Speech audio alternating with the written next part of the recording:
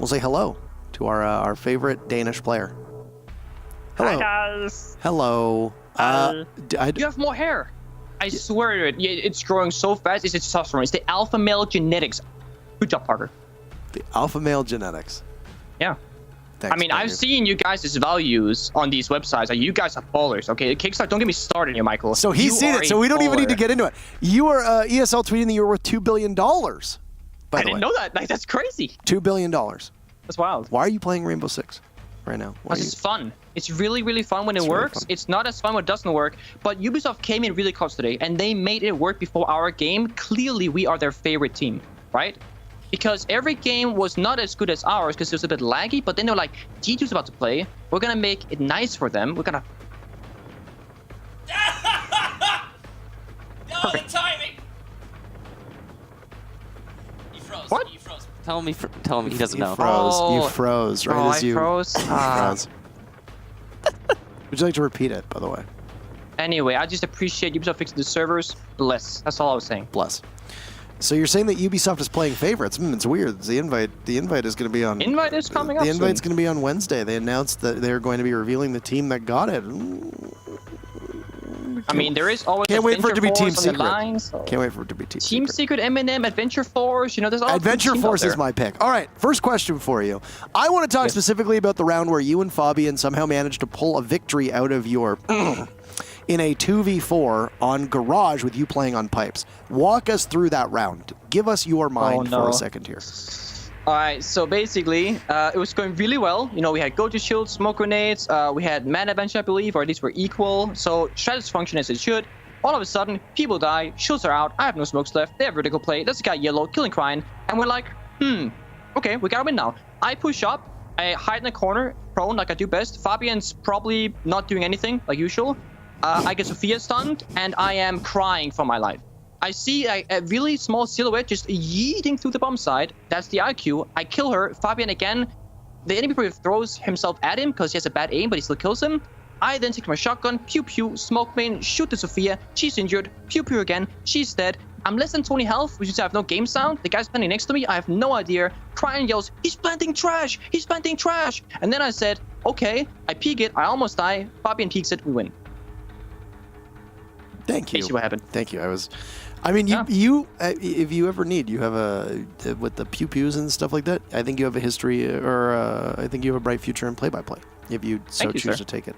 One thing that we noted about Crying was that he stuck with the team really well and coordinated exceptionally. How has he been doing in terms of gelling with the system that you have now that you've had yet another week with him playing alongside you? Yeah, in our last interview, we mentioned that there was a wheel that was half broken, and Crying wasn't a factor of that. It was the core of the 4 players. And I think with more time, as you see now, and as you'll see in the future, that the wheel will start healing and getting rebuilt, stronger and reinforced. And I think it's showing better and better pretty much every day, pretty much, that we're getting there. And with time, and with blood, sweat, and tears, and hopefully no more losses, we can get there. What kind of wheels heal themselves? Like, do you know how wheels work?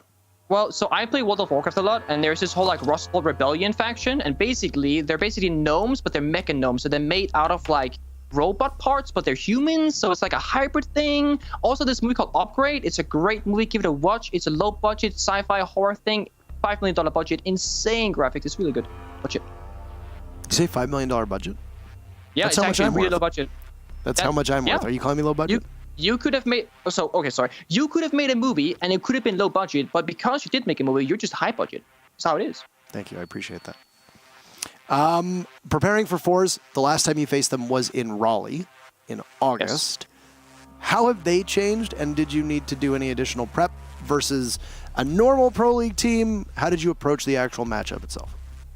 Well, now there's a lot more eyes on them, more what's to study, more playstyle. Like, we know more about their playstyle. They're no longer these crazy no-names who are just incredible. Now they have names, right? We know who Pasha is now. We know how he plays the game. We know how to...